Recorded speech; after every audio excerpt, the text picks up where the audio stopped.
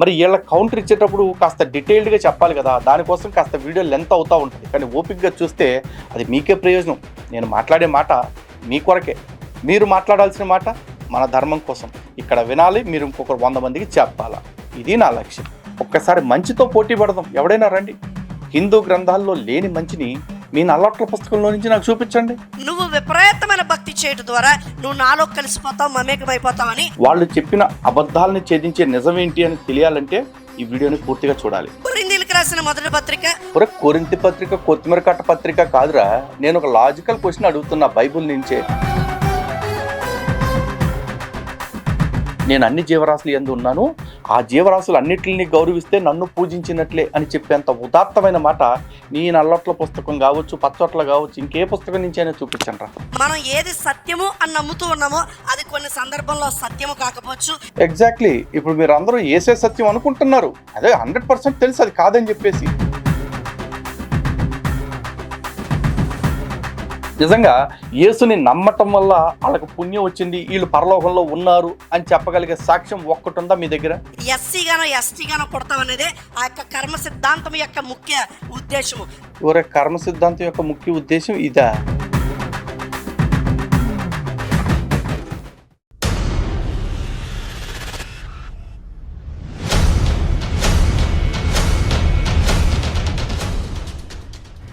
హిందూ బంధువులందరికీ జై శ్రీరామ్.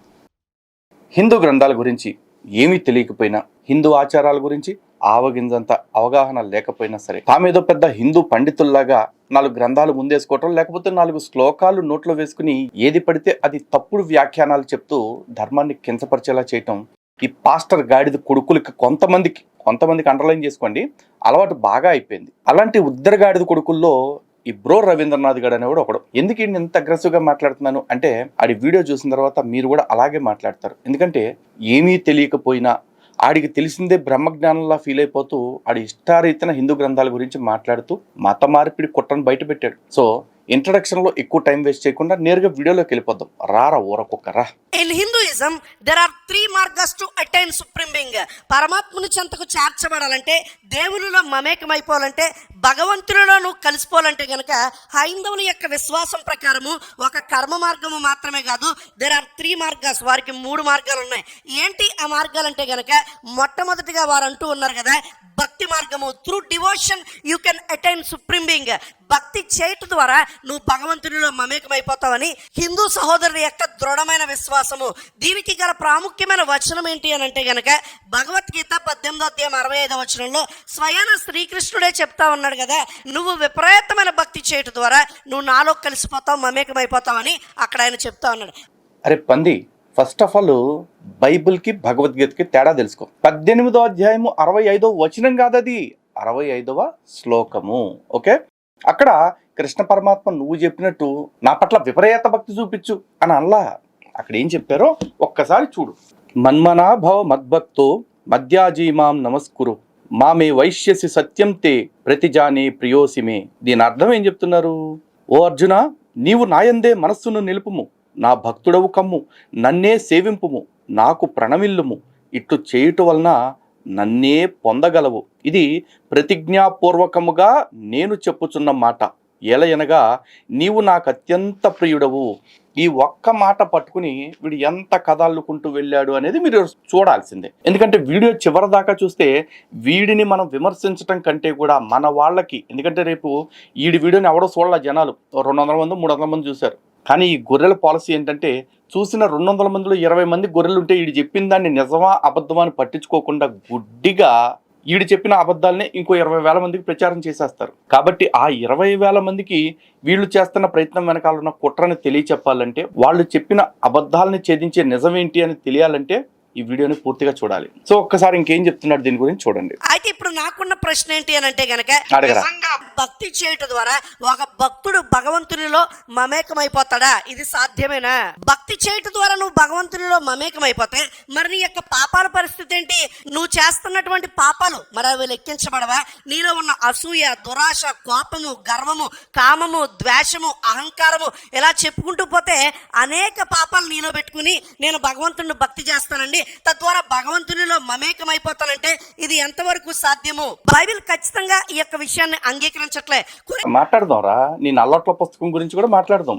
అయితే ఇక్కడ హిందూ గ్రంథాల గురించి నువ్వు మాట్లాడి చూసావు, ఇందులో ఏ మాత్రం తప్పు లేదు. ఎందుకంటే నీకు ఆ గ్రంథాన్ని అర్థం చేసుకునే స్థాయి లేక నీ బతుకట్లా ఆగిపోయింది. ఒక్కసారి అసలు ఫస్ట్ భక్తి గురించి మాట్లాడుతున్నావు కదా, నీ బతుకంతటి మీద కలిపి ఎప్పటికైనా సరే నీ నల్లట్ల పుస్తకంలో ఎక్కడైనా సరే భక్తి భక్తి భక్తి అని 10 సార్లు అన్నావు కదా, ఆ భక్తి అంటే ఏమిటి అనేది నువ్వు చూపించగలిగితే చాలరా.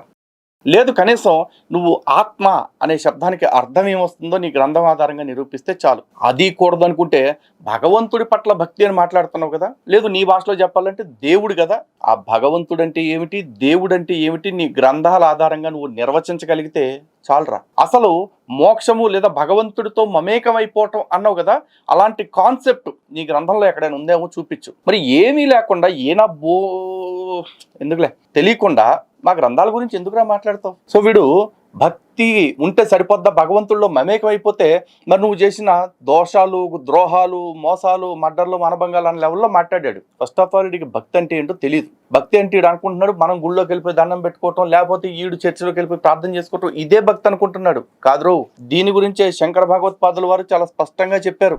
మోక్ష కారణ సామాగ్ర్యాం భక్తిరేవ గరీయసి అని చెప్పారు. అంటే భక్తి దేనికి? మోక్షాన్ని సాధించుకోవాలనుకునే వాడి ప్రయత్నానికి ఇది ఒక సాధనం. అలాగే భక్తిలో అత్యంత కీలకమైన దశ ఏంటో తెలుసా?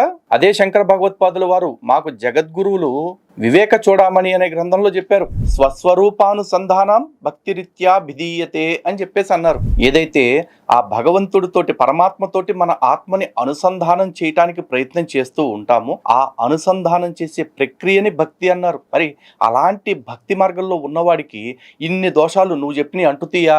దీనికి ప్రమాణం కూడా నేను ఖచ్చితంగా చూపిస్తా.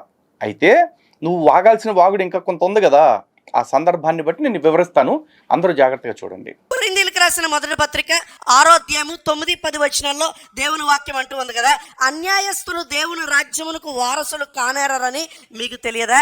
మోసపోకుడి, జారులైనను, విగ్రహారాధికులైనను, వ్యభిచారులైనను అని చెప్పుకుంటూ అలా పాపాల లిస్టు చెప్పుకుంటా పోతా ఉన్నాడు. అందులో చెప్పిన పాపాలు కొన్ని అయితే చెప్పలేని పాపాలు కొన్ని ఉన్నాయి. కొరింథీ పత్రిక కొత్తిమీర కట్ట పత్రిక కాదురా, నేను ఒక లాజికల్ క్వశ్చన్ అడుగుతున్నా బైబుల్ నుంచే. దానికి సూటిగా స్పష్టంగా సమాధానం చెప్పే మగోడు ఎవడన్నా ఉంటే చెప్పిన తర్వాత అప్పుడు దీని గురించి మాట్లాడదాం. యారా, చెప్పిన పాపాలు చెప్పని పాపాలని విగ్రహారాధన, జారత్వం, తొక్క, తోటకూర చాలా చెప్పుకొచ్చావు కదా.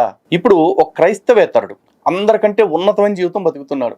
రోజు 100 కిలోల బంగారం పంచి పెడతా ఉన్నాడు. రోజు 1,00,000 మందికి అన్నదానం చేస్తూ ఉన్నాడు. రోజు 1,00,000 మందికి బట్టలు పంచుతూ ఉన్నాడు.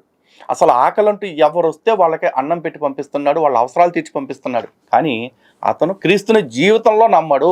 అలాంటి వాడిని మీ యేసు పరలోకాన్ని అటుపోయి ఆ పరలోకంలో తన తొడ మీద కూర్చోబెట్టుకుంటాడా లేదా? ఎక్కడ కూర్చోబెట్టుకుంటాడు సెకండరీలే, ముందు పరలోకానికి కట్టుకుపోతాడా లేదా? ఇది చెప్పు. ఒకవేళ ఏం చేసినా పర్లేదు తీసుకుపోతాడు అనుకుంటే గనక మరి ఇంకా బాప్తిజం ఎందుకు? యేసుని నమ్మాల్సిన అవసరం ఏంటి? ఏం లేదుగా. పోనీ నీ లాజిక్ ప్రకారం నువ్వు పాపాలు, పుణ్యాలు, తొక్క, తోటకూర అంటున్నావు కాబట్టి, నీకు అట్టగా నీ పుస్తకంలో పుణ్యం అనే పదం లేదు కానీ అంటున్నావు కాబట్టి నేను ఒక మాట అడుగుతున్నా. ఒక వ్యక్తి ఉన్నాడు, ఆ వ్యక్తి జీవితంలో ఒక 10 మందిని చంపేశాడు. ఆ 10 మందిలో ఒక 5 మంది హిందువులు, ఒక 5 మంది క్రైస్తవులు, నికార్సైన క్రైస్తవులు. కానీ ఈడు చంపేటప్పుడు ఈడు హిందువు కాదు, క్రిస్టియన్ కాదు, ఈడు ఇంకేదో మతం. కానీ ఈడు వాళ్ళందరినీ చంపేసిన తర్వాత చిట్ట చివరికి వచ్చేపాటికి మీ క్రీస్తుని నమ్మేశాడు. నా సొంత రక్షకుడిగా నేను అంగీకరిస్తున్నాను అని చెప్పి ఒప్పేసుకున్నాడు. అప్పుడు మీ క్రీస్తు ఈయన్ని కాపాడతాడా, రక్షించాడా పాపాల నుంచి? వీడిని పరలోకానికి అట్టుకుపోతాడా, అట్టుకుపోడా? క్లియర్గా చెప్పు. ఒకవేళ అట్టుకుపోతాడు, వీడు క్రీస్తుని నమ్ముకున్నాడు కాబట్టి అంటే గనక మరి వీడి చేతిలో చచ్చిపోయిన ఆ 5 క్రైస్తవుల పరిస్థితి ఏంటి? ఒకవేళ వాళ్ళు కూడా క్రైస్తవులే కాబట్టి వాళ్ళకేదో కన్సెషన్లో, రిబేట్లో, లేకపోతే ఇంకేదో ప్యాకేజో ఇచ్చాడు అనుకుందాం. మరి ఈ 5 హిందువులు ఉన్నారు కదా, వీళ్ళు నిజంగా మంచి పనులు మాత్రమే చేసేవాళ్ళు కానీ యేసుని నమ్మలేదు. అలాంటి వాళ్ళని చంపేశాడు కదా. మరి ఈ 5 అంటే క్రీస్తుని నమ్మలేదు అన్న ఒకే కారణంగా క్రీస్తు అన్యాయం చేస్తాడా, తూనా బొడ్డు పోతే పోండి అంటాడా, లేకపోతే ఒరే అన్యాయంగా నా మతంలోకి మారినోడి కారణంగా సచ్చారు కాబట్టి మీకు కూడా న్యాయం చేస్తాడని ఏమన్నా చేస్తాడా? నీకు నల్లొట్ల పుస్తకం నుంచి రెఫరెన్స్ ఆధారంగా ఏదైనా మాట్లాడరా ఊరకొక్క మాట్లాడు. వింటున్నాం కదా హిందువులు అని చెప్పేసి ఏ సొల్లు పడితే ఆ సొల్లు చెప్పుకుంటూ వెళ్ళిపోవటమేనా? ప్రమాణాలతోటి ఒక్క మాట నిలకడగా మాట్లాడలేరు. మీ బతుకులు తగలయ్యా. మీరు హిందూ గ్రంథాలను పట్టుకొచ్చి మాకు విమర్శ చేస్తారు. కానీ నేను చెప్తున్న సనాతన ధర్మంలో చూసుకో, వాడు ఎలాంటోడైనా సరే, భగవంతుడిని నమ్ముతున్న వాడైనా సరే, వాడు భగవంతుడిని నమ్ముతూ కూడా పాపంలో బ్రతికి పాపాలు చేస్తే వాడు శిక్ష అనుభవించాల్సిందే. అవశ్యం అనుభోక్తవ్యం కృతం కర్మ శుభాశుభం నా భుక్తం క్షేతే కర్మ కల్ప కోటి శతైరపి అని మా పురాణం చెప్తుంది. అలాగే నువ్విందాక చెప్పావు కదా ఒక శ్లోకాన్ని, ఆ శ్లోకం తర్వాతే మరో శ్లోకం కూడా ఉంది. సర్వధర్మాన్ పరిత్యజ్య మాం ఏకం శరణం వ్రజ అహం త్వా సర్వ పాపేభ్యో మోక్షయిష్యామి మా శుచః అని స్వామి చెప్పారు. మరి చాలా మందికి అర్థం కాక దీనికి దానికి కాంట్రడిక్ట్ అవుతుంది. అక్కడేమో ఎవరి కర్మ వాళ్ళే అనుభవించాలన్నారు, ఇక్కడేమో పరమాత్ముడు నేను రక్షిస్తాను నన్ను శరణాగతి చేస్తే అన్నాడు కదండి అని అడగొచ్చు. ఇక్కడ భగవంతుడు శరణాగతి చేస్తే రక్షిస్తానన్నది ఆ కర్మని తప్పిస్తానికి కాదు, ఆ కర్మని నువ్వు తేలికగా దాటటానికి. దీనికి గతంలో ఒక ఉదాహరణ చెప్పా, మళ్ళీ చెప్తున్నాను. 1 కేజీ ఇనుము బరువా 1 కేజీ దూది బరువా అని అడిగితే ఎవరైనా చెప్తారు రెండు సమానమేనండి అని చెప్పేసి. కానీ కేజీ ఇనుముతో కొడితే బుర్రకు బొక్కడిపోయి బ్లడ్ వచ్చేస్తుంది, లేకపోతే చచ్చిపోతాడు. కానీ కేజీ దూదితో కొడితే ఏవి జరగదు. అలాగే భగవంతుడిని నమ్ముకుని భగవంతుడి మీద భారం వేసేసి భగవంతుడికి సంపూర్ణ శరణాగతి చేసి ఈ కర్మచక్రాన్ని ఈ జన్మచక్రాన్ని దాటాలి అని ప్రయత్నం చేస్తే ఖచ్చితంగా ఆ పరమాత్ముడు మనకు తోడుంటూ మనం అనుభవించాల్సిన అదే కేజీ కష్టాన్ని దూదెపింజతో కొట్టినట్టుగా చేపిస్తాడు. కానీ మన కర్మ మనం అనుభవించటం మాత్రం ఖచ్చితంగా జరగాల్సిందే, అది జరుగుతుంది. అదే సనాతన ధర్మం. ఇక్కడ ఎటువంటి ఎగ్జంప్షన్స్ లేకపోతే ప్రభుత్వాలు ఇచ్చే రుణమాఫీలాగా ఇక్కడ పాపాల మాఫీ పథకాలు, లేకపోతే మీ దేవుడిని నమ్ముకుంటే రక్తంతో గడుక్కోవచ్చు లేకపోతే మాంసంతో గడుక్కోవచ్చు అనే ప్యాకేజీలు మా దగ్గర లేవు. ఎవరైనా సరే అనుభవించాల్సిందే. నెక్స్ట్ ఏమంటున్నాడు చూద్దాం. భక్తి చేయటం ద్వారా భగవంతుడి దగ్గరికి వెళ్ళిపోతారు అని అంటే గనక రాక్షసులు కూడా చాలా మంది భక్తి చేశారు కదా, విపరీతమైన శివభక్తులు చాలా మంది ఉన్నారు కదా, మరి వారెందుకు శపించబడ్డారు అని అంటే గనక కేవలము భక్తి సరిపోదని మనం అక్కడ గమనించాలి. ఇక్కడ కేవలముగా భక్తి సరిపోదు అని గమనించక్కర్లా, మా గ్రంథమే చెప్తుంది భక్తి అంటే ఏ లక్షణాలు కలిగిన వాటిని భక్తి అంటారు అనేది. అలాగే నువ్వు అన్నావు చూసావా, కేవలం భక్తి కారణంగానే అంటే భగవంతుడిని పూజించిన వాళ్ళు రాక్షసులు కూడా ఉన్నారని. ఎస్, రాక్షసులు కూడా ఉన్నారు. కానీ వాళ్ళ రాక్షస ప్రవృత్తి చేత వాళ్ళు ఏమయ్యారు? వాళ్ళందరూ కూడా ఆ భగవంతుడి చేత శిక్షించబడ్డారు. ఈ రోజున హిరణ్యకశిపుడు ప్రహ్లాదుడి తండ్రి, ప్రహ్లాదుడు పరమ భక్తుడు, ఇద్దరు కూడా రాక్షస వంశంలో పుట్టిన వాళ్లే. కానీ ఆసురీ గుణాలు ఉన్న హిరణ్యకశిపుడు హిరణ్యాక్షుడు ఘోరంగా చంపబడ్డారు. అయితే దాని వెనకాల ప్రాజ్ఞర్ణయం ఆల్రెడీ ఉంది. అంటే వాళ్ళు అలా పుట్టాలి, విష్ణువుని ద్వేషించాలి, విష్ణుమూర్తి చేతిలో మరణించాలి, అలా 3 జన్మలు జరగాలనేది. కానీ ప్రహ్లాదుడు తాను పుట్టుకతోటే సకల సద్గుణ సంపన్నుడిగా పెరిగాడు. అందుకే పుట్టుక చేత ఎవ్వడు చెడ్డవాడు కాదు, పుట్టుక చేత ఎవ్వడు మంచివాడు కాదు.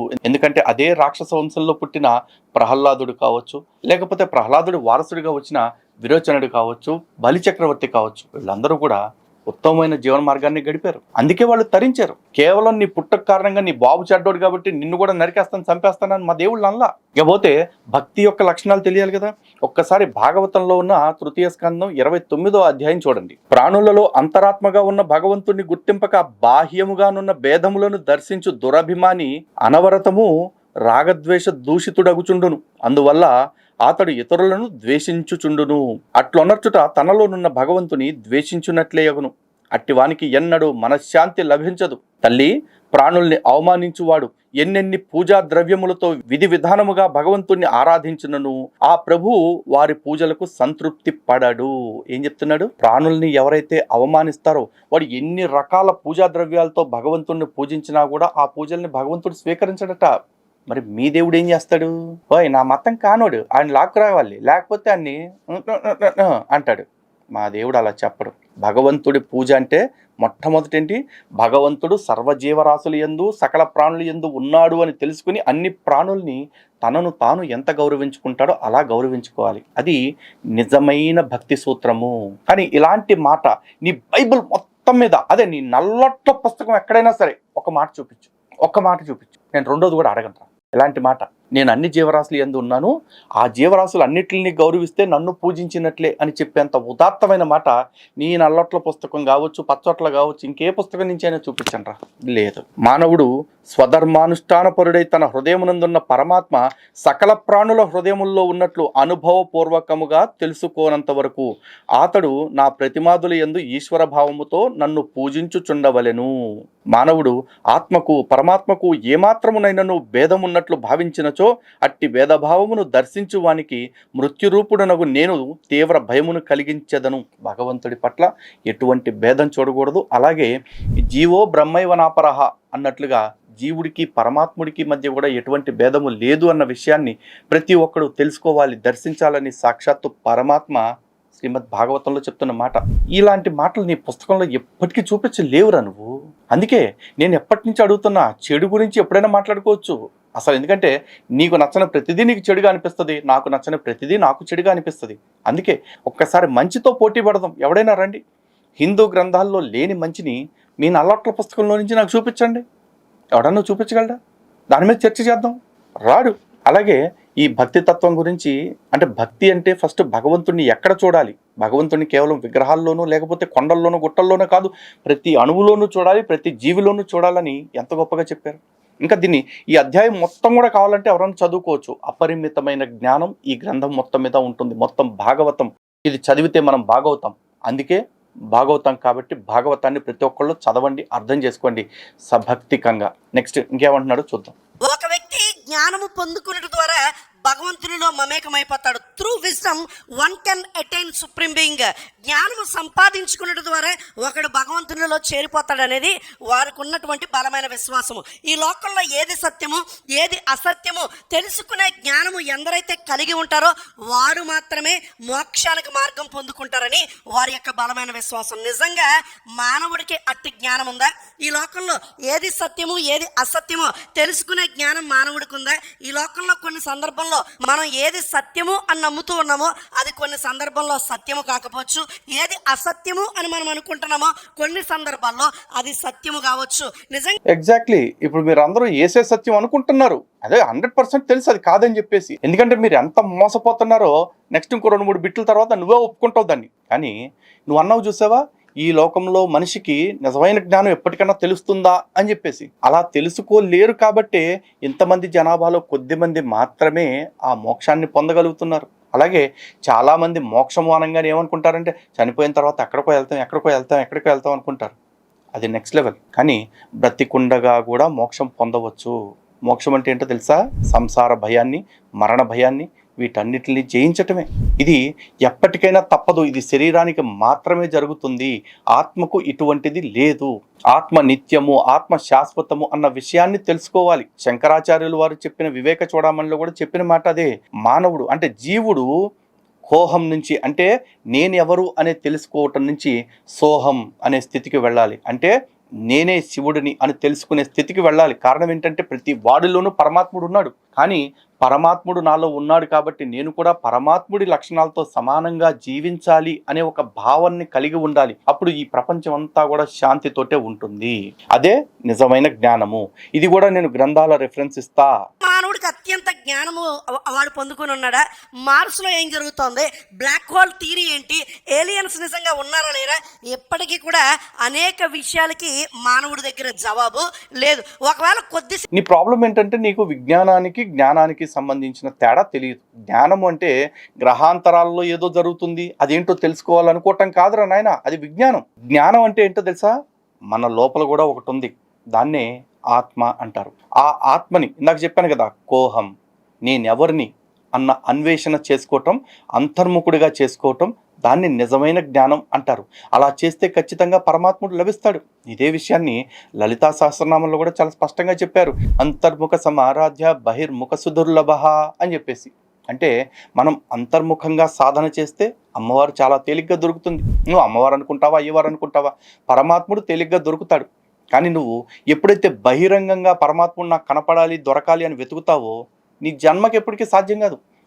జన్మలు ఎత్తినా సాధ్యం కాదు. ఆ అంతర్ముఖ సాధన ఏదైతే ఉందో ఆ సాధనలో తెలుసుకున్న విషయాల్ని జ్ఞానము అంటారు. జ్ఞానవంతుడే భగవంతుడి దగ్గరికి చేరతాడు అని మనం అనుకుంటే, మరి పామరుల సంగతి ఏంటి?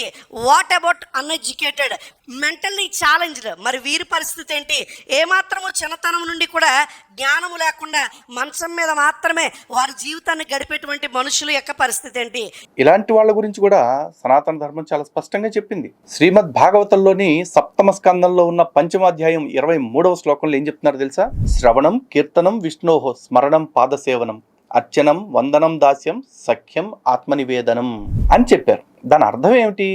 నవవిధ భక్తి రీతులు, 9 రకాల భక్తి రీతులు చెప్పారు. అందులో అత్యున్నతమైనది ఏంటి? ఆత్మనివేదనం. అంటే పరమాత్మ ధ్యానము, పరమాత్మ ధ్యాస తప్ప మరి ఇంకా ఏ చింతన లేదు.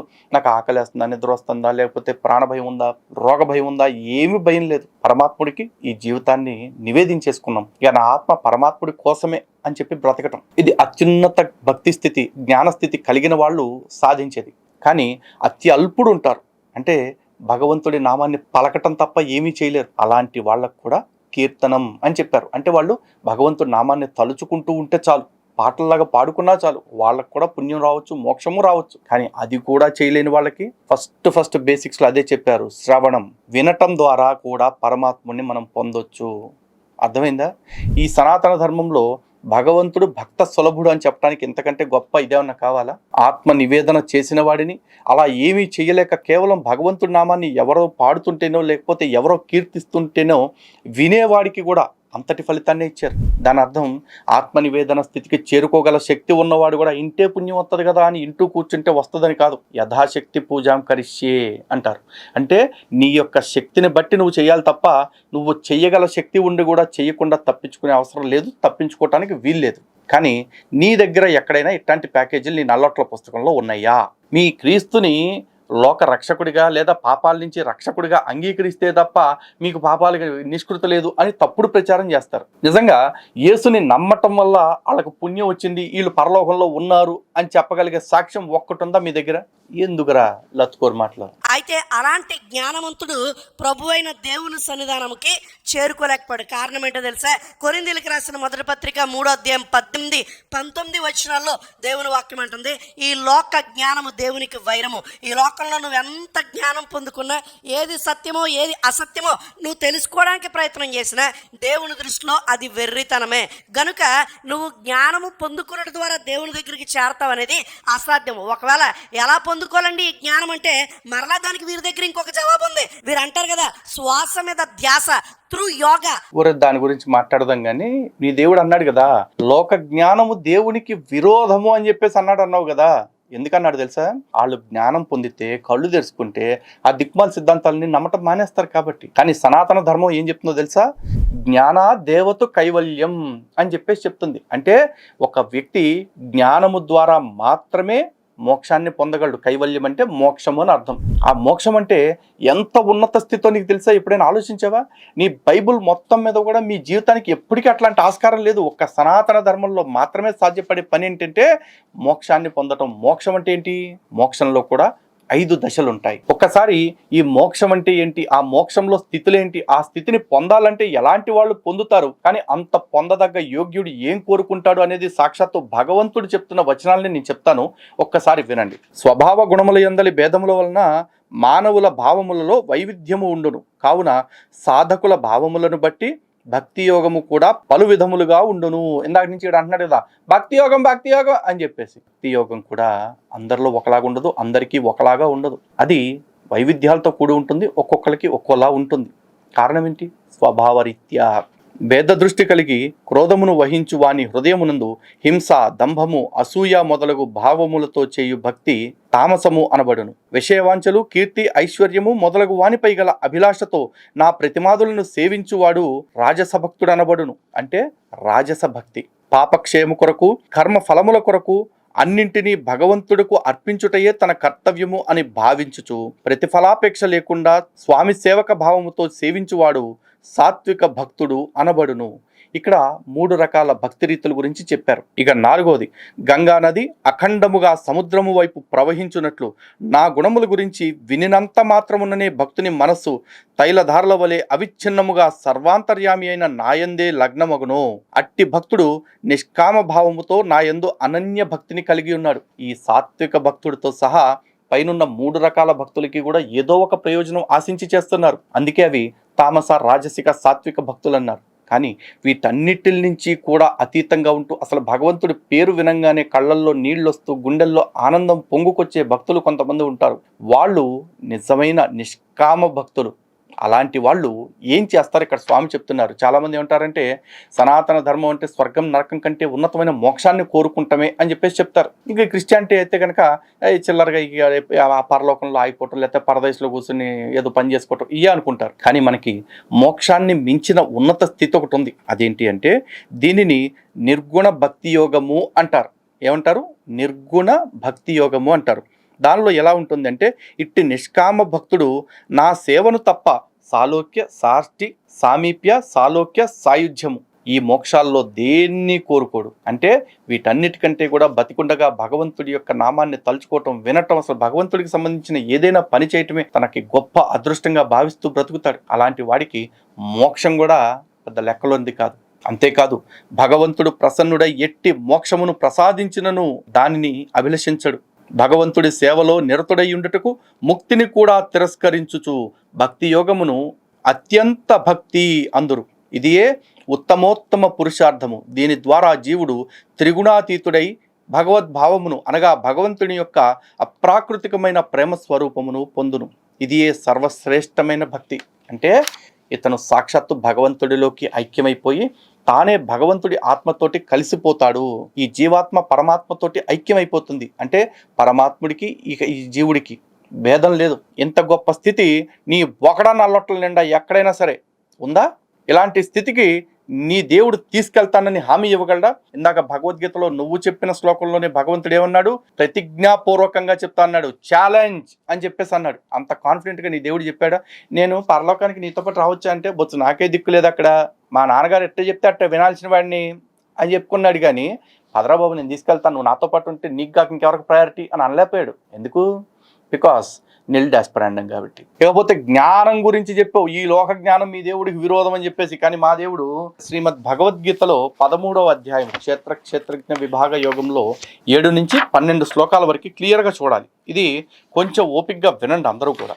దాని లెంత్ ఏం పెట్టను, లాగ్ ఉంచను. 7వ శ్లోకంలో ఏం చెప్తున్నారు? తాత్పర్యం మాత్రమే చెప్తున్నాం. తానే శ్రేష్ఠుడనను భావన లేకుండాట ఎటైతే గొర్రెలు అనుకుంటాయో మేము అందరికంటే శ్రేష్టమైన వ్యక్తులు, మేము ప్రభువు చేత ఎంచబడ్డ వర్గాలం, బొంగు బొచ్చు అని చెప్పి అంటారు కదా. అలాంటి అహంకారాలకు పోకుండా డాంబికము లేకుండుట, అహింస, క్షమించు గుణము, మనోవాక్కుల యందు సరళత్వము, శ్రద్ధాభక్తులతో గురుజనులను సేవించుట, బాహ్య అంతర్శుద్ధి, అంతఃకరణ స్థిరత్వము, మనస్సేంద్రియముల నిగ్రహము. ఇక్కడ ఏం చెప్తున్నారు? ఇంద్రియాల నిగ్రహము, అహంకారం లేకుండాట, డాంబికం లేకుండాట, అహింస పాటించుట, క్షమించే గుణం కలిగి ఉండట. ఇన్ని గుణాలు ఉన్నప్పుడు అన్ని పాపాలు ఎందుకు చేస్తాడరా అని చెప్పావు కదా. కేవలం భక్తి ఉండటం వల్ల ఎవడైనా వెళ్ళిపోతాడా అని చెప్పేసి. భక్తి జ్ఞానాన్ని ఎలా అనుసంధానం చేయాలంటే ఇవన్నీ ఇప్పుడు నేను చెప్పినవి జ్ఞానం యొక్క లక్షణాలు. ఈ జ్ఞానం పొందినవాడు నిజమైన భక్తి మార్గంలో ఉంటాడు. అది కంటిన్యూషన్లో తెలుస్తుంది. 12వ శ్లోకం దాకా వెయిట్ చేస్తే ఇంకా కొన్ని గుణాలు చెప్తున్నారు విను. ఇంద్రియార్థములు యందు వైరాగ్యము అంటే ఇంద్రియాలు కోరుకునే ఎటువంటి సుఖాల పట్ల ఆసక్తి లేకుండుట. వైరాగ్యము అంటే అది. అహంకార రాహిత్యము, జన్మ మృత్యు జర రోగాదులు యందు దుఃఖ దోషములను పదే పదే దర్శించుట. ఇవి కూడా చేయకూడదు. భార్యాపుత్రులు, ఇల్లు, సంపదలు మున్నగు వాని యందు మమతాశక్తులు లేకుండుట. ఇష్టానిష్ట వస్తుప్రాప్తి వలన ఎట్టి మనోవికారములకును లోను కాకుండుట. ఎల్లప్పుడూ సమభావనతో ఉండుట. ఇది మరీ అండర్లైన్ చేసుకోండి. ఎల్లప్పుడూ సమభావనతో ఉండుట అంటే ఇక్కడ భార్యా పిల్లల పట్ల బాధ్యత లేకుండా ఉండమని కాదు. వాళ్ళ మోహంలో పడిపోకూడదు. ఈ జన్మ అనుభవించటానికి మనం ఎలా వచ్చామో వాళ్ళు అలాగే వచ్చారు. మనం ఎంతకాలం ఉంటామో వాళ్ళకు కూడా ఒక పీరియడ్ ఉంటుంది, అంతవరకే ఉంటారు. ప్రతి దానికి ఎక్స్ట్రీమ్గా పెనవేసుకుపోకుండా అటాచ్డ్ డిటాచ్మెంట్ కలిగి ఉండమని చెప్పేసి స్వామి చెప్తున్నారు. ఇది 9వ శ్లోకం. ఇక 10వ శ్లోకంలో ఏం చెప్తున్నారు? పరమేశ్వరుడనైన నా యందు అనన్య యోగము ద్వారా అవ్యభిచారిణీ భక్తి కలిగియుండుట, ఏకాంత పవిత్ర ప్రదేశమున వసించు ప్రవృత్తి కలిగి ఉండుట, విషయాసక్తులైన జనులు యందు ఆసక్తి లేకుండుట. అంటే సొల్లు చెప్పుకునే బ్యాచ్లు ఉంటారు కదా, వాళ్ళతో పాటు కూర్చోకూడదు. మరీ ముఖ్యంగా మేము సువార్త చెప్తామండి మీకు నచ్చితే అనండి అనే ఆ సొల్లుగాళ్ళ మాటలు వినకూడదు అని చెప్తున్నారు. అలాగే ఏకాంత పవిత్ర ప్రదేశమున వసించు ప్రవృత్తి అంటే మనం ఒంటరిగా ఉండాలి అనుకున్నప్పుడు మనం అక్కడ ఉండగలిగే లాంటి స్థితిని డెవలప్ చేసుకోవాలి. అంతేగాని అమ్మ నాకు మనుషులు లేకపోతే బోరు కొట్టేస్తండి, మనుషులు లేకపోతే నేను అయిపోతానండి అంటూ ఫీల్ అవ్వకూడదు. మనుషులు ఉన్నప్పుడు మనుషులతో మంచిగా ఉండు, కానీ నీ అంతట నువ్వుగా కూడా ఏకాంతాన్ని ప్రయత్నపూర్వకంగా సాధించు. ఏకాంతంగా కూడా సంతోషంగా బ్రతకటాన్ని ప్రయత్నపూర్వకంగా సాధించుకోవాలి.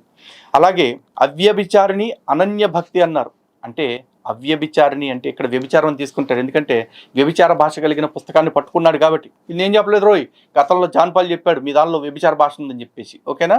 ఇక్కడ అవ్యభిచారిణి భక్తి అంటే పరమాత్మ గురించి తప్ప వేరెవ్వరి గురించి ఆలోచించకూడదు. అంటే కొంతమంది హిందువులు ఆలోచిస్తూ ఉంటారు కదా, ఏమండి మేము చాలా దేవుళ్ళ చుట్టూ తిరిగామండి, మాకు జ్వరం తగ్గలేదండి, అందుకని మేము మతం మారామండి అంటారు కదా. ఇది వ్యభిచారి భక్తి. అలాంటి వ్యభిచార భక్తి కలిగి ఉండకూడదు. అవ్యభిచారిణీ భక్తి అంటే మనం చేసుకున్న పూర్వజన్మలు లేకపోతే ఈ జన్మల యొక్క కర్మ ఫలితంగానే మనం ప్రతిదీ అనుభవిస్తున్నాం కదా, ఈ అనుభవించేదానికి మనం పరమాత్ముడిని బాధ్యుని చేయకూడదు, పరమాత్ముడిని నిందించకూడదు. పరమాత్ముడు సుఖాలు ఇస్తే సంతోషంగా తీసుకుంటున్నాం, రోజు 10 గంటలు నిద్ర పడుతుంటే సంతోషంగా పడుకుంటున్నాం, కానీ చిన్న కష్టం వస్తే పరమాత్ముడిని నిందిస్తూ మతం మారిపోతున్నాం అనుకుంటున్నారు చూసారా. అలాంటి వాళ్ళందరికీ కూడా ఈ అవ్యభిచారిణీ భక్తి గురించి తెలియచేయాలి. దురదృష్టవశాత్తు మాకు ఇలాంటి వచనాలని మా హిందూ బంధువుల దగ్గరికి తీసుకువెళ్లే గురువులు లేకపోయారు. అత్యధికులు కామ్యకర్మల మీదే బతికేస్తున్నారు, కామ్యకర్మల్ని బోధించుకుంటూనే బ్రతికేస్తున్నారు. వాళ్ళకి నిజంగా ఈ జ్ఞానాన్ని అందించాలి. ఇది జ్ఞానము అని నేను ఎలా చెప్తున్నానంటే ఇది నా సొంత మాట కాదు, నెక్స్ట్ శ్లోకాల్లో తెలుస్తుంది. అలాగే ఆధ్యాత్మిక జ్ఞానమునందు నిత్య స్థితుడై ఉండుట, తత్వజ్ఞానమునకు ప్రతిపాద్యుడు భగవంతుడే అని ఎరుగుట, ఇవన్నీ జ్ఞానప్రాప్తికి సాధనములు. దేనికి? జ్ఞానప్రాప్తికి సాధనములు. దీనికి విపరీతమైనది అజ్ఞానం. అంటే వీటన్నిటికి ఆపోజిట్లో ఏదైతే చేస్తారో అది అజ్ఞానం. ఇది నిజమైన జ్ఞానము. ఈ జ్ఞానం ద్వారా జీవుడు మోక్షాన్ని పొందుతాడా పొందడా? ఎందుకంటే ఇంత జ్ఞానం పొందినవాడు వీడు ఉద్దేశపూర్వకంగా ఎవరికి హాని చెయ్యడు. పైగా వీడు అంటున్నాడు కదా, పాపం చేసి పాపం చేసి పాపం చేసి అని చెప్పేసరే నీ నల్లట్ల పుస్తకం మొత్తం మీద పాపం తప్ప పుణ్యం అనే పదం ఉందా? లేదుగా. పోనీ పాపం అంటే ఏంటి అంటే ప్రాపర్ డెఫినేషన్ ఉందా? లేదు. ఏమంటాడు మాట్లాడితే? అజ్ఞాతిక్రమణమే పాపము అంటాడు. అజ్ఞాతిక్రమణం పాపం ఏంటి? ఇప్పుడు మీ దేవుడు ఏదేదో చెప్తాడు, ఆ దేవుడు చెప్పిన పనులన్నిటికీ మీ దేవుడే మళ్ళీ ఆక్సిమోరాన్ అంటే వ్యతిరేక పనులాగా చేస్తూ ఉంటాడు. మరి మీ దేవుడికి వచ్చిన ఎగ్జామ్షన్స్ మనుషులకి ఎందుకు రావు? కానీ మా సనాతన ధర్మం ప్రకారం పాపం అంటే ఏంటి, పుణ్యం అంటే ఏమిటి చాలా స్పష్టంగా చెప్పారు. అష్టాదశ పురాణాల యొక్క లక్ష్యం ఏంటి అని వ్యాసుల వారిని అడిగితే సింపుల్గా తేల్చి 2 లైన్లలో చెప్పిన మాట ఏంటి అంటే, అష్టాదశ పురాణేషు వ్యాసేన వచనద్వయం పరోపకారం పుణ్యాయ పాపాయ పరపీడనం అని చెప్పారంటే ఈ 18 పురాణాల సారంగా వ్యాసుడు చెప్పిన 2 మాటలు ఏంటయ్యా అంటే, పరోపకారం పుణ్యం, పక్కవాడికి ఉపయోగపడటం, సేవ చేయటం. పక్కవాడు కూడా కాదు, మన పొరుగు నుండే ప్రతి జీవికి సేవ చేయటమే పుణ్యము. పాపాయ పరపీడనం, మనం కాకుండా మన చుట్టుపక్కల ఉండే ఎవరినైనా పీడించటమే అన్నిటికంటే మహాపాపము. ఇంత గొప్ప అర్థాన్ని వ్యాసుల వారు చెప్పారు. మరి ఇంత గొప్ప అర్థము నేను అల్లట్ల పుస్తకంలో ఎక్కడైనా ఉందా? నాకు ఎక్కడ కనపడలా. ఒకవేళ ఉంటే చెప్పు, సరి చేసుకుంటా. ఓకేనా? పైపెచ్చు మీ దేవుడు ఏమన్నాడు? సర్వలోకమునకు వెళ్ళి సర్వ సృష్టికి సువార్తని చెప్పింది అన్నాడు. సువార్త అంటే ఏంటంటే నేను వచ్చాను, నేను పుట్టాను, నేను చచ్చాను, నేను లేచాను, మళ్ళీ వస్తాను, ఇదే సువార్త. అంతేగా. కానీ మా స్వామి కమ్యూనల్ వైలెన్స్ లేకుండా ఒక మాట చెప్పారు. ఇందాక నువ్వు అన్నావు చూసావా, 18వ అధ్యాయం 65వ శ్లోకం అని చెప్పేసి. ఆ తర్వాత ఒక 2 శ్లోకాలు ముందుకు వెళ్తే 67వ శ్లోకంలో ఏం చెప్పారు తెలుసా? తపస్సంపన్నుడు కానివానికిని భక్తి రహితునకును వినవలనను కుతూహలము లేనివానికిని నీవు ఈ గీతారూప రహస్యోపదేశము ఎన్నటికీ తెల్పరాదు. అట్లే నా యందు దోషదృష్టి కలవానికి ఎన్నడూ ఈ ఉపదేశము తెలుపరాదు అన్నారు. నిజానికి భగవద్గీతలో ఎక్కడా కూడా ఎటువంటి లోపాలు లేవు. ఇది ఇంకా ప్రేరణాత్మకమైన గ్రంథమే. కానీ మా స్వామి ఏం చెప్పారు తెలుసా? ఎవరికైతే నా గురించి తెలుసుకోవాలని లేదు, ఎవరికైతే విపరీతమైన భావాలు ఉంటాయో అలాంటి వాడి దగ్గరికి వెళ్ళి బలవంతంగా దీని గురించి చెప్పక ఎవడైతే తెలుసుకోవాలనుకుంటాడో వాడికి చెప్పు. అంటే భారత రాజ్యాంగంలో ఏదైతే మత స్వేచ్ఛ ఆర్టికల్ 25లో ఫ్రీడమ్ ఆఫ్ కన్సెన్స్ అని ఉందో, అంతరాత్మ ప్రబోధాన్ని అనుసరించి అలా తెలుసుకోవాలనుకుంటున్న వాళ్ళకి దీని గురించి చెప్పు అన్నారు తప్ప బలవంతంగా కొంపకి సువార్త దండయాత్ర అని చెప్పేసి వచ్చేసి మేము చెప్తాము, మాకు రాజ్యాంగం స్వేచ్ఛ ఇచ్చింది, మీకు నచ్చితే వినండి అని చెప్పి బలవంత పెట్టమని చెప్పాలా. ఇంత ఉన్నతమైనది ఈ భగవద్గీత. ఇలాంటి భగవద్గీత మేము ఈ రోజు కూడా ఎవరికి బలవంతంగా బోధించట్లేదు. నచ్చి వినాలనుకునేవాడే వింటారు. ఎందుకు ఆ పని చేస్తాం? ఎందుకంటే మాకు జ్ఞానం అంటే ఏంటో మా పరమాత్ముడు చెప్పాడు కాబట్టి. మీ దేవుడు మీకేం చెప్పాడు? ఈ లోక జ్ఞానము నాకు విరోధం అని చెప్పాడు కాబట్టి మీరు జ్ఞానాన్ని పొందరు. మీకు ఉన్నదే జ్ఞానం అనుకుని మా ఇళ్ళకి వచ్చి మా హిందువులు కొంపల చుట్టూ తిరుగుతూ మమ్మల్ని దొబ్బుతూ ఉంటారు. అది మ్యాటర్. అందుకే భగవద్గీత చదువుకోండి, మారతారు. వీరు అంటారు కదా, శ్వాస మీద ధ్యాస త్రూ యోగా, దీన్నే రాజమార్గము అని కూడా పిలుస్తూ ఉంటారు ఈ జ్ఞాన మార్గాన్ని. ఎలా మేము జ్ఞానం పొందుకోగలమంటే, ఊరే నీకేమైనా మెదడోపు వచ్చింది అంటారా? జ్ఞాన మార్గం అంటే ఇది యోగ మార్గం కాదు. కర్మ, భక్తి, జ్ఞాన, యోగ 4 మార్గాలు ఉన్నాయి. అయితే నీకు ఎవడో రాంగ్ ఇన్ఫర్మేషన్ ఇచ్చాడు. బహుశా ఎవడో ఇచ్చుంటాడులే. ఈ ఏదో ఏఐలో, చాట్ జీపీటీలో, బోట్ జీపీటీలో అంటున్నారు కదా, అయ్యే ఇచ్చుంటాయి. ఎందుకంటే ఈ భగవద్గీతని మొత్తం 18 అధ్యాయాలు ఉంటే ఆ 18 అధ్యాయాలని కూడా 3 భాగాలు చేశారు. మొదటి 6 అధ్యాయాలని కర్మ షట్కము అన్నారు. ఎందుకంటే ఇది నిష్కామ కర్మ గురించి, మనో నిగ్రహం గురించి, ఇటువంటి కర్మల గురించి చెప్తుంది కాబట్టి, అలాగే కర్మ ఫలాపేక్ష లేకుండా పనులు ఎలా చేయాలనే దాని గురించి చెప్తుంది కాబట్టి. ఇక తర్వాతది మధ్యమ షట్కం, దీన్నే భక్తి షట్కము అంటారు. అంటే ఇది నిజమైన భక్తి అంటే ఏమిటి, భక్తి యొక్క పరమావధి ఏంటి, భక్తి ద్వారా ఏం సాధిస్తారు అనే విషయాల్ని తెలియజేస్తుంది కాబట్టి. ఇక ఆఖరి 6 అధ్యాయాలని జ్ఞాన షట్కము అంటారు. ఎందుకంటే ఇది జీవ పరబ్రహ్మల యొక్క అద్వైతాన్ని తెలియచేస్తుంది కాబట్టి, అభేదాన్ని తెలియచేస్తుంది కాబట్టి, పరమాత్ముడి యొక్క జ్ఞానాన్ని అందచేస్తుంది కాబట్టి దీన్ని జ్ఞాన షట్కము అని చెప్పి అంటారు. అంతే తప్ప సనాతన ధర్మంలో ఈ 3 మార్గాలే కాదు, 4వది కూడా ఉంది. అది యోగ మార్గము. ఓకే, ఈ యోగ మార్గంతో పాటు ఇంకా అనేక మార్గాల్ని కూడా చాలా మంది ఋషులు ప్రతిపాదించారు. అవి కూడా ఆయా సాధనా మార్గాల్లో అవి కూడా సాధ్యములే. కానీ నీకు బొత్సుకి ఏవి తెలియకుండా, తాడు బొంగరు లేకుండా ఇష్టారాజ్యంగా మాట్లాడుతున్నావు పెద్ద పండితుల్లాగా.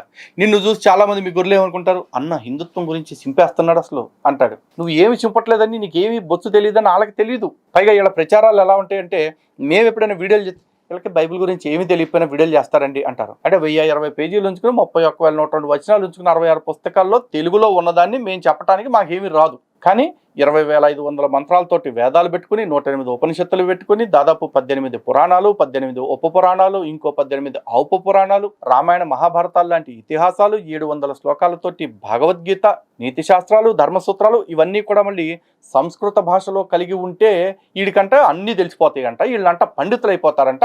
వీళ్ళు చెప్తుంటేనంట హిందూ పండితులు, హిందువులందరూ కూడా మూసుకుని ఇంటా కూర్చోవాలంట. మా కర్మరా, మీకు అట్ట సాగుతుంది. ఏం చేస్తాం మరి? చూడండి, ఇక కొసమెరుపు కూడా చూద్దాం.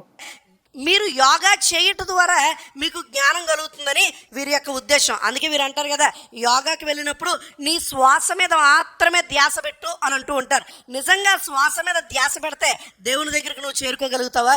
ఒరే, యోగాకి వెళ్ళినప్పుడు శ్వాస మీద ధ్యాస పెట్టంటాం కాదురా, ధ్యానం చేసేటప్పుడు శ్వాస మీద ధ్యాస పెడతారు. ధ్యానం అనేది యోగాలో ఒక భాగం తప్ప ధ్యానము యోగా ఒకటి కాదు. ఇది అర్థం చేసుకో ఫస్ట్. పోనీ అలా ఉన్నా సరే, అలాంటి ఏదైనా ప్రక్రియలు నీ నల్లొట్ల పుస్తకంలో ఎక్కడైనా ఉన్నాయా? అవి చూపించు. నువ్వు పెట్టాల్సింది శ్వాస మీద కాదు, యేసు పైన నువ్వు ధ్యాస పెట్టగలిగితే నీ బ్రతుకులు మార్చబడతాయి. ఒరే, ఏదో రైమింగ్ బాగుంది కదా అని వాడేస్తే అట్లా టైమింగ్ ఉండొద్దు, సెన్స్లెస్ ఫెలో. శ్వాసకి యేసుకి ధ్యాసకి సంబంధం ఉందా అసలు?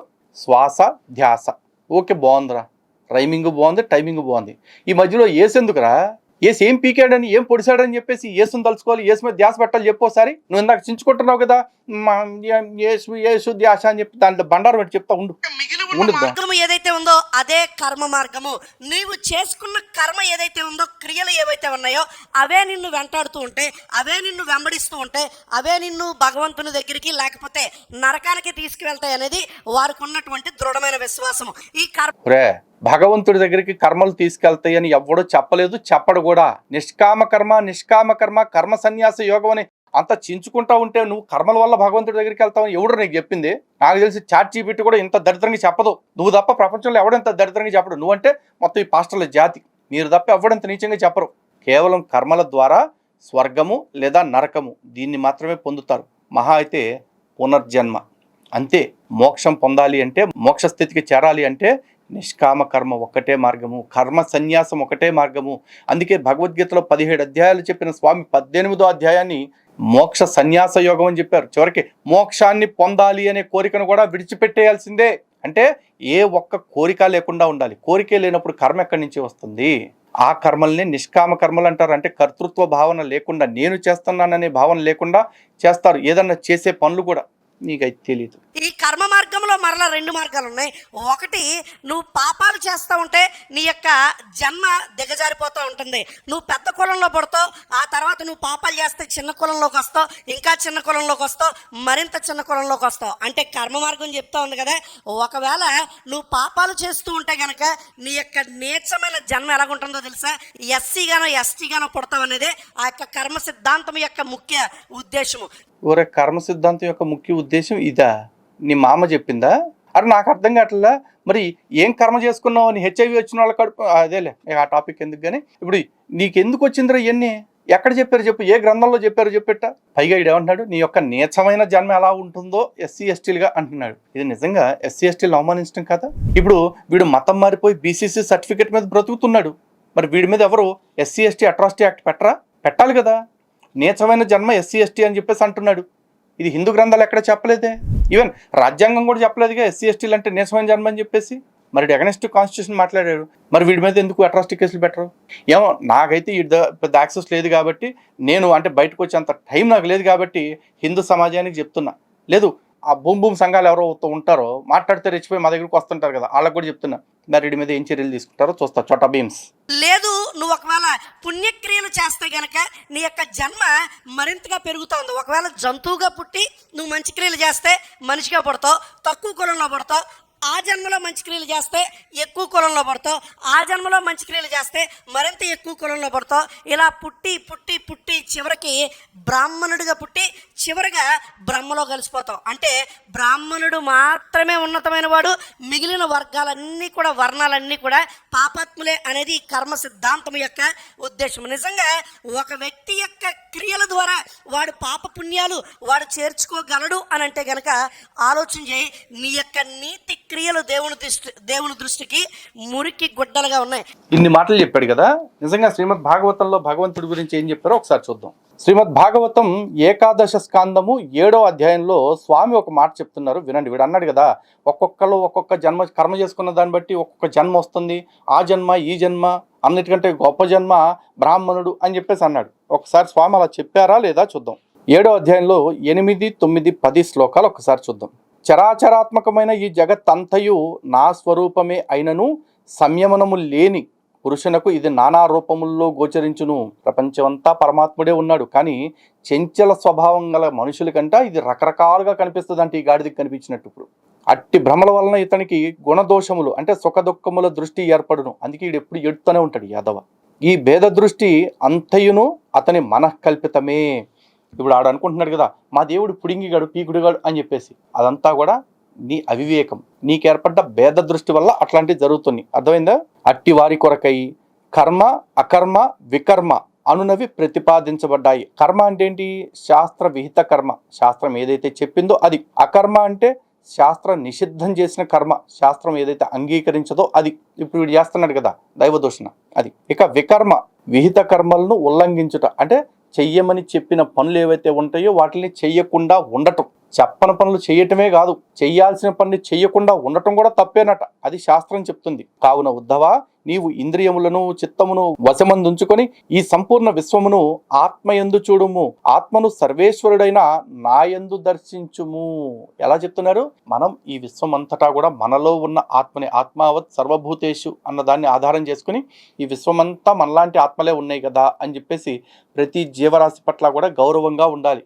అదే భగవద్గీతలో కూడా స్వామి చెప్పింది, అద్వేష్ట సర్వభూతానాం మైత్ర కరుణయేవచ అన్నారు. పోనీ ఆ అన్నింటిలో ఉన్న ఆత్మల్ని ఎలా చూడాలి? ఆ ఆత్మను సర్వేశ్వరుడైన పరమాత్మ యందే చూడాలి మనం. ఈ తర్వాత సకల దేహముల్లో ఉన్న ఆత్మ నీ ఆత్మస్వరూపమే అని భావింపుము. ఇట్టి ఆత్మానుభవమునందు ఆనందమగ్నుడవై జ్ఞాన విజ్ఞాన సంపన్నుడవు కమ్ము. అప్పుడు ఎట్టి విఘ్నములు ఏర్పడినను నీవు కలత చెందవు. అక్కడ స్వామి ఏం చెప్పారు? సకల జీవరాశుల్లోనూ నా ఆత్మే ఉంది, అన్ని జీవరాశుల్లోనూ నీలో ఆత్మ ఎట్లుందో అట్లాంటి ఆత్మలే ఉన్నాయి, కాబట్టి వీటంతటినీ కూడా ఆత్మదర్శనముగా చూడుము. అలా ఆత్మదర్శనముగా చూసినప్పుడు నీకు దేని పట్ల భేదభావము కలగదు, విరోధము కలగదు అని చెప్పేసి స్వామి చెప్పారు. మరి ఎంత స్పష్టంగా చెప్తే కుక్క ఒకటి, పంది కోటి, లేకపోతే తర్వాత ఆ కులపోడు, తర్వాత ఈ కులపోడు, తర్వాత ఆ కులపోడు అని చెప్పేసి ఎవడరా నీకు చెప్పింది? ఎవడరా నీకు చెప్పింది అసలు? ఒరే ఏదన్నా పుస్తకం చదివితే, ఇప్పుడు సంస్కృతంలో అంటే నీ బతుకు ఎప్పటికీ అర్థం కాదు. దాని పక్కనే తెలుగు తాత్పర్యం ఉంటుంది కదా, తెలుగు కూడా అర్థం కావట్లేదా? లేదా బ్రిటిషోడు చీకి చీకి, అదే ఆడు బ్రిటిషోడు అని ఉంటాయి కదా క్యాండిల్, అవి చీకి చీకి బ్రిటిషోడు అలవాటు అయిపోయిందో బుద్ధి కూడా మీకు. యెషయా గ్రంథం 64వ అధ్యాయం 6వ వచనంలో రాయబడి ఉంది కదా, నీ యొక్క నీతి క్రియలు దేవుని దృష్టిలో మురికి గొడ్డలుగా ఉన్నాయంట. గనుక ఏంటి నీ యొక్క క్రియలు? ఈ మొక్క ఎవరు చెప్తున్నారు? నీ నల్లట్ల పుస్తకం చెప్తుంది నా నీతి క్రియలు ఆయన దృష్టిలో మురిగొడ్డలు అని చెప్పేసి. కానీ మాకు కర్మ చేత మాత్రమే నీకు ఉద్ధరణ కలుగుతుందని భాగవతంలోనే స్వామి చెప్పారు. ఎందుకంటే అన్ని జీవరాశులు ఉన్నా అన్ని జీవరాశుల్లో కూడా చతుర్విధ పురుషార్థములను పొందగలిగిన శక్తి ఒక్క మానవ జీవితానికి ఉంది. కాబట్టి ఉన్నంతలో మానవుడు ఈ ప్రయత్నాన్ని ఖచ్చితంగా చేయాలి. అది ఎలా చేయాలి? కర్మ ద్వారా చేయాలి. కానీ ఆ కర్మలు ఎలా చేయాలి? జ్ఞానయుక్తమైన కర్మలు చేయాలి. అంటే ఎందుకు చేస్తున్నామో ఏం చేస్తున్నామో తెలియకుండా ఏది పడితే అది కాదు. చేస్తూ ప్రతి పనికి ఒకటే పరమార్థము. ఇది భగవంతుడు మెచ్చేలా ఉండాలి. ఇది భగవంతుడు సృష్టించిన ఈ సృష్టిలో భేదాన్ని పెంచేలాగా, లేకపోతే ఈ సృష్టికి హాని కలిగించేలాగా ఉండకూడని పనులయ్యేలా ఉండాలి అని కర్మలను చేయాలి. చిత్తశుద్ధితో చేయాలి. ఖురాన్ కూడా చెప్తా ఉంది కదా, one should believe in Jesus Christ if he is a Muslim. Quran లో యేసుక్రీస్తు ప్రభుల వారిని రూహ్ మిన్ అల్లాహ్ అని పిలిచారు. Spirit of God, word of God, prophet of God, messenger of God, ఇలాగా అనేక టైటిల్స్ ఖురాన్ లో యేసుక్రీస్తుకి ఇవ్వబడి. ఒరే, soul of God, spirit of God ఎక్కడ అనలేదురా. Not more than a messenger of God అన్నారు. కావాలంటే చూడు ఖురాన్లో ఏం చెప్తున్నారో. ఖురాన్లో సూర 4 ఆయత 171లో ఏం చెప్తున్నారో విను. ఓ గ్రంథవహులారా, మీరు మీ ధర్మం విషయంలో అతిశయిల్లకండి, సత్యం తప్ప మరో మాట అల్లాహ్కు ఆపాదించకండి. అరే రవీంద్ర ఇన్రా, మరియం కుమారుడైన ఈసా మసీహ్, ఇందాక నువ్వు ఏదో అన్నావు కదా, అర్రు అయ్ అట్లా అనలేదంట అక్కడ. ఈసా మసీహ్ కేవలం దైవ ప్రవక్త. కేవలం అంటే అనేక మంది ప్రవక్తల్లో యేసు కూడా ఒక ప్రవక్త మాత్రమే. నువ్వు ఖురాను అనే ప్రస్తావన నువ్వే తెచ్చుకున్నావురా. ఖురాన్ని అంగీకరించాలని నువ్వు చెప్తే ఖురాన్లో చెప్పింది కూడా అంగీకరించాలా మూసుకుని. దైవ ప్రవక్త మరియు దైవ వాక్కు మాత్రమే. ఇక్కడ బ్రాకెట్లు ఏం రాశాడు సార్? దైవ వాక్కు ద్వారా పుట్టించబడిన వారు మాత్రమే. అంటే దేవుడి ద్వారా పుట్టలా, దేవుడి యొక్క వాక్కు ద్వారా మాత్రమే పుట్టాడంటే యేసు. మీరేమో దేవుడు కొడుకు అది ఇదని చెప్పేసి చెప్తారు. దాన్ని ఆయన మరియం వైపు ప్రయోగించాడు. ఇంకా ఆయన దేవుని దగ్గర నుండి వచ్చిన ఆత్మ మాత్రమే. ఓ ఏంద్రో నువ్వు చేసిన తప్పకి నీ క్రిస్టియానిటీ కొట్టుకుపోయిందిరో. చూసుకో, దేవుడి దగ్గర నుంచి వచ్చిన ఒక ఆత్మ మాత్రమే యేసు, ఎక్స్క్లూజివ్ ఏమీ కాదు. కాబట్టి మీరు అల్లాహ్ను ఆయన పంపిన ప్రవక్తలందరినీ విశ్వసించండి. దేవుడు ముగ్గురు అనకండి. ఈ త్రిత్వం వాదనను మానండి, ఇందులోనే మీకు మేలుంది. ఏరా రవీంద్రగా ఏటైపోయినదరా నీ బతికెలగైపోయినది? ఎవరు బాబా ఆగి ఇంకేట చెప్తాను. ఒరే తర్వాత చూసావా? అల్మాయిదా అంటే సూరా నెంబర్ 5 ఆయత 72లో ఏం చెప్తున్నారో విను. చెవులు పెద్దవి చేసుకుని నువ్వు ఖురాన్ తెచ్చావు కాబట్టి. అల్లాహ్ మరియం కుమారుడగు మసీహే అని చెప్పిన వారు నిస్సందేహంగా అవిశ్వాసానికి పాల్పడినట్లే. అంటే మరియం కుమారుడైన యేసు అల్లాహ్ కుమారుడైన మాట ఎవరన్నా వాడితే వాళ్ళు నిస్సందేహంగా అవిశ్వాసానికి పాల్పడినట్లే. యథార్థానికి మసీహ్ ఖుద్దుగా వారితో ఇలా పలికాడు, ఓ ఇశ్రాయేలు వంశస్థులారా, నాకు మీకు ప్రభువైన అల్లాహ్ను మాత్రమే పూజించండి. ఎవడు అల్లాహ్కు సమవర్తులుగా ఇతరులను కల్పించాడో అలాంటి వాని కోసం అల్లాహ్ స్వర్గాన్ని నిషేధించాడని తెలుసుకోండి. అతని నివాసం నరకాగ్ని. దుర్మార్గులకు సహాయపడేవాడెవడు ఉండాడు. ఇప్పుడు వీడు దుర్మార్గుడు రవీంద్ర గాడు. ఎందుకంటే వీడు యేసుక్రీస్తుని దైవుడు అని చెప్పేసి చెప్తున్నాడు. వీడు ఖురాన్ని ప్రమాణంగా చెప్తున్నాడు. కొన్ని వచనాల్లో ఖురాన్ నట్టుకున్నాడు కాబట్టి వీడు అవిశ్వాసి. వీడికి నరకాగ్ని మంటల్లో కాలిపోతాడు ముష్టి వెధవా. అలాగే అదే అల్మైదా సూర 5లో 116వ ఆయతలో ఏం చెప్తున్నారో కూడా వినరే. మరియం పుత్రుడు అయిన ఓ ఈసా, అల్లాహ్ను వదిలి నన్ను నా తల్లిని ఆరాధ్య దైవాలుగా చేసుకోండి అని గాని నీవు ప్రజలకు చెప్పావా అని అల్లాహ్ నిలదీసి అడిగే సందర్భం కూడా స్మరించుకోదగినదే. అప్పుడు ఈసా ఇలా విన్నవించుకుంటారు, నిన్ను పరమ పవిత్రునిగా భావిస్తున్నాను. ఏ మాటను అనే హక్కు నాకు లేదో అలాంటి మాటను అనటం నాకు ఏమాత్రం తగదు. చూసావా, యేసు నన్ను దేవుడు అంటాం అసలు ఎంత మాత్రం తగని పని. నాకు నేనే చెప్పుకోను, నీ ముందు నేను నథింగ్ అని చెప్పేసి దేవుడు ముందు ఒప్పుకున్నాడట. మరి మీ యేసు ఖురాన్లో చెప్పిందే నిజం కదా. ఎందుకంటే ఖురాన్ మీ యేసు గురించి చెప్పింది నిజమైనప్పుడు ఖురాన్లో మీ యేసు చెప్పింది కూడా నిజమే అవ్వాలి. అయ్యింది. ఇంకెందుకు రా యేసును పూజిస్తున్నారు? మొత్తం అందరూ మొక్కముడికి వెళ్ళిపోయి ఇస్లాంలో కలిసిపోయినప్పుడు. ఒకవేళ నేను గనక అలాంటిది ఏదైనా అని ఉంటే అది నీకు తెలిసి ఉండేది. నా మనసులో ఏముందో కూడా నీకు తెలుసు, కానీ నీలో ఏముందో నాకు తెలియదు. నిశ్చయంగా నీవు సమస్త గుప్త విషయాలను ఎరిగిన వాడవు. ఈ మాట అంటుంది ఎవరు? యేసు. ఎవరి గురించి? అల్లా గురించి. నువ్వు ఇంకా యేసుని ఎందుకు మొక్కుతున్నారో సిగ్గులేనోడా? ఖురాన్ పేరు చెప్పుకున్నాడివి, ఖురాన్లో అట్ట చెప్పారంట. ఇక్కడ మా అమ్మ వచ్చి చెప్పింది ఇడికి. మరి అలాగే అన్నిటికంటే ప్రమాదకరమైనది ఏంటో తెలుసా? మీ సువార్త అంటే ఏంట్రా? యేసు మీ పాపాల కోసం శిలువ మీద మరణం పొందాడు, ఇదే కదా. దాని గురించి మరి ఖురాన్ ఏమంటుందో నువ్వు చెప్పాలి. ఎందుకంటే నువ్వు ఎట్టకు చెప్పలే, నేనే చెప్తా. ఓసారి సూర 4 అంటే అన్నిసా దాంట్లో 157, 158 ఆయతుల్లో ఏం చెప్తున్నారు? ఇంకా మరియం పుత్రుడకు దైవ ప్రవక్త ఈసాను మేము హతమార్చాము అని అనటం వల్ల వారు శిక్షను చవి చూశారు. ఎవరు? యేసు శిక్షను చవి చూశాడు. అయితే అంత ఘోరమైన శిక్ష ఎందుకు పడిందో మీరు అల్లానే అడగండి. నిజానికి వారు ఆయన్ని చంపనూ లేదు, శిలువపైకి ఎక్కించనూ లేదు. నిజం ఏంటంటే వారి కొరకు ఆయన్ని పోలిన వ్యక్తి రూపొందించబడ్డాడు. ఏం సావలేదంటరా, అల్లా మ్యాజిక్ షో చేశాడంట. యేసు లాంటి వ్యక్తిని సృష్టించి వారి కొరకు ఆయన్ను పోలిన వ్యక్తి రూపొందించబడ్డాడు. ఈసా విషయంలో విభేదించిన వారు ఆయన వ్యవహారంలో సందేహానికి లోనయ్యారు. అంచనాలను అనుసరించటం తప్ప వారికి ఈ విషయమై ఖచ్చితంగా ఏమీ తెలీదు. అసలు వారు ఆయన్ని చంపలేదు, పైగా అల్లా ఆయన్ని తన వైపుకు ఎత్తుకున్నాడు. అల్లా సర్వాధిక్యుడు, మహావివేకి. ఇంతేనా? ఇంకా నువ్వు అల్లా పేరు తెచ్చుకున్నావు కాబట్టి, ఖురాన్ని తెచ్చుకున్నావు కాబట్టి చదువుకో. తర్వాత ఓపిక్గా ఖురాను ప్రకారం అసలు ముస్లిం అనేవాడు మీతో స్నేహమే చేయకూడదు, ఈ క్రైస్తవులతోటి, యూదులతోటి. ఇంకా చెప్పాలంటే కొట్టి చంపేయాలి కూడా, తెలుసా? దాన్ని ఎందుకురా ఎత్తుకున్నావు? రవీంద్రగా నీకు నీ బైబిలే తిన్నగా తెలుస్తావదు, నీకు మళ్ళీ ఖురాన్ కావాలి, హిందూ గ్రంథాలు కావాలి, ఏంటేంటో. అసలు ఈశ్వరుడు నోరిచ్చాడు కదా, ఏది పడితే అది వాగేటిపోయినారా? హిందూ బంధువులారా చూశారు కదా, ఇది అర్ధమెదడుతోటి, అర్ధజ్ఞానంతోటి, అర్థకాంక్షతోటి వీళ్ళు చేసే పనులు, వీళ్ళు మాట్లాడే మాటలు ఇట్లా ఉంటాయి. మరి వీళ్ళ కౌంటర్ ఇచ్చేటప్పుడు కాస్త డీటెయిల్డ్గా చెప్పాలి కదా, దానికోసం కాస్త వీడియో లెంత్ అవుతూ ఉంటుంది. కానీ ఓపిక్గా చూస్తే అది మీకే ప్రయోజనం. నేను మాట్లాడే మాట మీ కొరకే, మీరు మాట్లాడాల్సిన మాట మన ధర్మం కోసం. ఇక్కడ వినాలి, మీరు ఇంకొక 100 మందికి చెప్పాలా, ఇది నా లక్ష్యం. ఓకేనా? వింటారని, విన్నది ఇంకో 10 మందికి చెప్తారని, ఇలాంటి మురిగే రవీంద్రనాథ్ లాంటి వాళ్ళకి గట్టిగా బుద్ధి చెప్తారని మనస్ఫూర్తిగా కోరుకుంటున్నాను. మరో అంశంతో మళ్ళీ కలుద్దాం. జై శ్రీరామ్, భారత్ మాతాకి జై.